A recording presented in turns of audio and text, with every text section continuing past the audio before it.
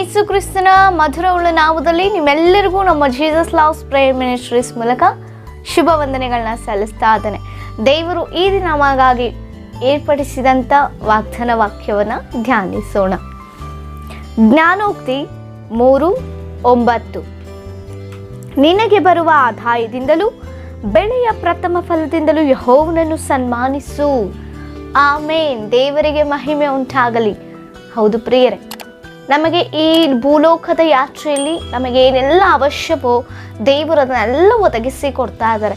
ನಾವೇನೆಲ್ಲ ದೇವರ ಸಮ್ಮುಖದಲ್ಲಿ ಕೇಳಿಕೊಳ್ತಾ ಇದ್ದೇವೋ ಅದಕ್ಕಿಂತ ಮುಂಚಿತವಾಗಿಯೇ ಒಂದು ಕಾರ್ಯಗಳನ್ನ ನಮಗೆ ಅವಶ್ಯವಿರುವ ಸಮಯದಲ್ಲಿ, ಸಂದರ್ಭದಲ್ಲಿ, ಪರಿಸ್ಥಿತಿಗಳಲ್ಲಿ ದೇವರು ಎಲ್ಲವನ್ನು ಒದಗಿಸಿ ಕೊಟ್ಟಿರುವಾಗ ನಾವು ದೇವರಿಗೆ ಏನನ್ನು ಕೊಡ್ತಾ ಇದ್ದೀವಿ, ನಾವು ದೇವರಿಗಾಗಿ ಏನು ಮಾಡ್ತಾ ಇದ್ದೀವಿ ಅನ್ನುವಂಥದ್ದು ನಾವು ಜ್ಞಾಪಿಸಿಕೊಳ್ಬೇಕು. ಬರೀ ದೇವರಿಂದ ಹೊಂದಿಕೊಳ್ಳುವಂಥದ್ದು ಮಾತ್ರವೇ ಅಲ್ಲ, ದೇವರಿಗಾಗಿ ನಾವು ಜೀವಿಸಬೇಕು, ದೇವರಿಗಾಗಿ ನಾವು ಕೊಟ್ಟರೆ ನಮಗೆ ಕೊಡಲ್ಪಡುತ್ತೆ ಪ್ರಿಯರೇ. ದೇವರ ಆರೋಗ್ಯ ಕೊಡ್ತಾ ಇದ್ದಾರೆ, ಶಕ್ತಿ ಕೊಡ್ತಾ ಇದ್ದಾರೆ, ಆಯುಷ್ಯನ್ನು ಕೊಟ್ಟಿದ್ದಾರೆ, ದಿನವನ್ನು ಒದಗಿಸಿ ಕೊಡ್ತಿದ್ದಾರೆ. ಮುಖ್ಯವಾಗಿ ಜೀವನವನ್ನು ಸಾಗಿಸ್ಲಿಕ್ಕೆ ಉದ್ಯೋಗವನ್ನು ಕೊಟ್ಟಿದ್ದಾರೆ. ಹೌದಾ? ಆ ಉದ್ಯೋಗವನ್ನು ಮಾಡಲಿಕ್ಕೆ ಶಕ್ತಿ, ಬಲ, ಜ್ಞಾನ ಎಲ್ಲವನ್ನು ದೇವರು ಒದಗಿಸಿ ಕೊಟ್ಟಿರುವಾಗ ಆ ಉದ್ಯೋಗವನ್ನು ಮಾಡುವಂಥ ನಾವು ಅಥವಾ ಉದ್ಯೋಗ ಇಲ್ಲ ಎಂಬುದಾಗಿ ಬೆಳೆಯನ್ನು ಬೆಳಿಲಿಕ್ಕೆ ದೇವರು ಕೃಪೆ ಕೊಟ್ಟಿರುವಾಗ ಆ ಬೆಳೆಯನ್ನು ಬೆಳಿಲಿಕ್ಕೆ ನಮಗೆ ಬೇಕಾದ ಸ್ಥಳವನ್ನು ದೇವರು ಕೊಟ್ಟಿದ್ದಾರೆ. ಆ ಬೆಳೆ ಏನು ಬೆಳಿಬೇಕೆಂಬುದಾಗಿ ನಮಗೆ ತಿಳಿಸಿಕೊಟ್ಟಿದ್ದಾರೆ. ಆ ಬೆಳೆಯನ್ನು ಹಾಕುವಾಗ ನಮಗೆ ಏನೆಲ್ಲ ಅವಶ್ಯವೋ ಅದು ಒದಗಿಸಿ ಕೊಟ್ಟಿದ್ದಾರೆ. ಆ ಬೆಳೆಯನ್ನು ಬೆಳಿಲಿಕ್ಕೆ ದೇವರು ಕೃಪೆ ಮಾಡಿಕೊಟ್ಟು ಒಳ್ಳೆ ಫಲಭರಿತವಾದ ಬೆಳೆ ಬೆಳಿಲಿಕ್ಕೆ ದೇವರು ಸಹಾಯ ಮಾಡ್ತಾ ಇದ್ದಾರೆ, ತನ್ನ ಕೃಪೆಯನ್ನು ತೋರಿಸ್ತಾ ಇದ್ದಾರೆ. ಇದೆಲ್ಲವನ್ನ ಮಾಡ್ತಾ ಇರುವಂಥ ದೇವರಿಗೆ ನಿಜವಾಗಿಯೂ ನಾವು ಕೊಡುವ ಮೂಲಕ ದೇವರನ್ನ ಸನ್ಮಾನಿಸ್ತಾ ಇದ್ದೇವಾ? ನಮಗೆ ದೇವರು ಆರೋಗ್ಯ ಕೊಟ್ಟು, ಶಕ್ತಿ ಕೊಟ್ಟು, ಬಲ ಕೊಟ್ಟು, ಉದ್ಯೋಗ ಕೊಟ್ಟು, ಬೆಳೆ ಬೆಳೀಲಿಕ್ಕೆ ಸಹಾಯ ಮಾಡಿ ಬೆಳೆಯಲ್ಲಿ ವೃದ್ಧಿಯನ್ನು ಕೊಡ್ತಾ ಇರುವಾಗ ನಿಜವಾಗಿಯೂ ನಾವು ಹೊಂದುತ್ತಿರುವಂಥ ಒಂದು ಆದಾಯದಿಂದಲೋ ಅಥವಾ ನಾವು ಬೆಳೆಯುತ್ತಿರುವಂಥ ಪ್ರತಿಫಲದಿಂದಲೋ, ಫಲಭರಿತವಾದಂಥ ಒಂದು ಬೆಳೆಯಿಂದಲೋ ನಾವು ದೇವರನ್ನ ಸನ್ಮಾನಿಸ್ತಾ ಇದ್ದೇವಾ? ಒಂದು ಬಾರಿ ಆಲೋಚನೆ ಮಾಡೋಣ. ಅನೇಕರ ಪರಿಸ್ಥಿತಿ ಯಾವ ರೀತಿ ಇದೆ ಅಂದರೆ, ಉದ್ಯೋಗ ಮಾಡ್ತಾರೆ, ಆದಾಯನ ಹೊಂದಿಕೊಳ್ತಾರೆ, ತಮಗೆ ಬೇಕಾದ ರೀತಿಯಲ್ಲಿ ಉಪಯೋಗಿಸಿಕೊಳ್ತಾರೆ. ದೇವರಿಗಾಗಿ ಎಂಬುದಾಗಿ ತೆಗೆದಿಡ್ಲಿಕ್ಕೆ, ದೇವರಿಗೆ ಕೊಡಬೇಕು, ದೇವರ ಸಭೆಗೆ ಕೊಡಬೇಕು, ದೇವರ ಸೇವಕರಿಗೆ ನಾವು ಕೊಡಬೇಕು, ಸೇವೆಗೆ ನಾವು ಕೊಡಬೇಕೆಂಬ ಆಲೋಚನೆ ಕೂಡ ಯಾರಲ್ಲೂ ಇರೋದಿಲ್ಲ ಪ್ರಿಯರೇ. ನಿಜವಾ? ಅದೇ ರೀತಿ ನಮ್ಮ ಜೀವನ ಇದೆಯಾ?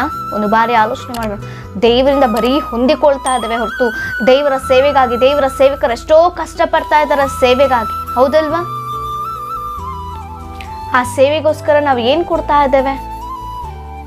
ಸೇವಕರಿಗಾಗಿ ನಾವು ಏನು ಕೊಡ್ತಾ ಇದ್ದೇವೆ? ನಾವು ಸೇವಕರಿಗಾಗಿ ಸೇವೆಗೆ ಕೊಟ್ಟರೆ ದೇವರಿಗೆ ಕೊಟ್ಟ ರೀತಿಯಲ್ಲಿ, ಬಡವರಿಗೆ ನಾವು ಕೊಡೋದಾದ್ರೆ ಅದು ದೇವರಿಗೆ ಕೊಟ್ಟ ರೀತಿಯಲ್ಲಿ, ದೇವರಿಗೆ ಎಂಬುದಾಗಿ ಮೀಸಲಾಗಿ ನಾವು ಕೊಡ್ತಾ ಇದ್ದೇವಾ?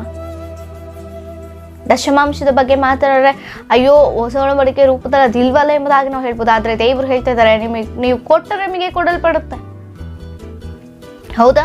ನಿಜವಾಗಿಯೂ ದೇವರ ಸೇವೆಗಾಗಿ ನಾವು ಕೊಡಬೇಕು. ನಾವು ಎಷ್ಟು ಕೊಡ್ತೇವೆ ಅದರಷ್ಟು 2ರಷ್ಟು ದೇವರು ನಮ್ಮನ್ನು ಆಶೀರ್ವದಿಸ್ತಾರೆ. ಇನ್ನೂ ಬಲವಾಗಿ, ಇನ್ನೂ ದೇವರ ಒಂದು ಕಾರ್ಯಗಳಲ್ಲಿ ನಮ್ಮನ್ನು ನಡೆಸ್ತಾರೆ. ಕೈ ಚಾಚಿ ಕೊಡುವ ರೀತಿಯಲ್ಲಿ ನಾವಿರಬೇಕು.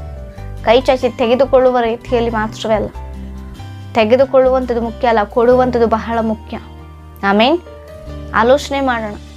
ಇಷ್ಟು ವರ್ಷಗಳ ಕಾಲ ದೇವರು ನಮ್ಮ ನಡೆಸ್ತಾ ಇದ್ದಾರೆ, ಕುಟುಂಬ ಸಂಸಾರ ನಡೆಸ್ತಾ ಇದ್ದಾರೆ, ಮಕ್ಕಳ ನಾವು ಓದಲಿಕ್ಕೆ ದೇವರು ಕೃಪೆ ಕೊಡ್ತಾ ಇದ್ದಾರೆ, ಮನೆಯಲ್ಲಿ ದುಡಿಲಿಕ್ಕೆ ಶಕ್ತಿ ಕೊಡ್ತಾ ಇದ್ದಾರೆ, ಆರೋಗ್ಯ ಕೊಡ್ತಾ ಇದ್ದಾರೆ.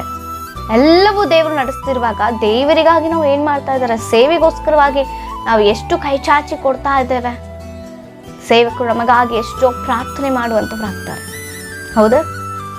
ನಾವು ದೇವರಿಗೆ ಕೊಟ್ಟು, ದೇವರು ಹೇಳ್ತಾರೆ, ನೀವು ನನಗೆ ಕೊಟ್ಟು ಪರೀಕ್ಷಿಸಿ ನೋಡಿ, ಆಕಾಶ ದ್ವಾರಗಳನ್ನ ತೆಗೆದು ಸುವಗಳನ್ನ ಸುರಿಸಿ ನಿಮ್ಮನ್ನು ಆಶೀರ್ವದಿಸ್ತಾನೆ ಎಂಬುದಾಗಿ. ಆಮೇಲೆ ನಿಜವಾಗಿಯೂ ನಾವು ದೇವರ ಸೇವೆಗಾಗಿ ಕೊಡಬೇಕು. ದೇವರ ಕಾರ್ಯಗಳಿಗಾಗಿ ನಾವು ಕೈ ಚಾಚಿ ಕೊಡುವಾಗ ದೇವರು ನಮ್ಮನ್ನು ಉನ್ನತವಾಗಿ ಬೆಳೆಸ್ತಾರೆ. ಆಮೇನ್. ಆ ರೀತಿ ಮಾಡೋಣ. ಕಳೆದ ವರ್ಷದಲ್ಲಿ ನಿಮ್ಮ ಜೀವನ ಯಾವ ರೀತಿ ಇತ್ತೋ ಗೊತ್ತಿಲ್ಲ. ಯಾರಿಗೂ ಕೊಡದೆ ದೇವರ ಸೇವಕರಿಗಾಗಿ, ದೇವರ ಸೇವೆಯಾಗಿ ಕೊಡದಂತೆ ನೀವಿದ್ರೇನು ಅನೇಕ ನಷ್ಟಗಳನ್ನ ಹೊಂದಿರ್ಬೋದಾದರೆ ನೀವು ಕೊಟ್ಟು ನೋಡ್ರಿ, ದೇವರು ನಿಮ್ಮನ್ನು ಆಶೀರ್ವದಿಸ್ತಾರೆ. ಮೊದಲು ನಾವು ಕೊಡುವ ಮನಸ್ಸುಳ್ಳವರಾಗಿರ್ಬೇಕು. ಅದು ಗೊಣುಕೊಂಡು ಅಥವಾ ದುಃಖದಿಂದಲೂ ಅಯ್ಯೋ ಕೊಡಬೇಕಾ, ಇಷ್ಟು ಕೊಡಬೇಕಾ ಅಂತ ಹೇಳಿ ನೀವು ಕೊಡೋದ್ರೆ ನಿಜವಾಗಿಯೂ ನೀವು ಆಶೀರ್ವಿಸಲ್ಪಡೋದಿಲ್ಲ. ನಾವು ಕೊಡುವಂಥದ್ದು ಮನಪೂರ್ವಕವಾಗಿ ದೇವರಿಗೆ ಕೊಡ್ತಾ ಇದ್ದೇನೆ.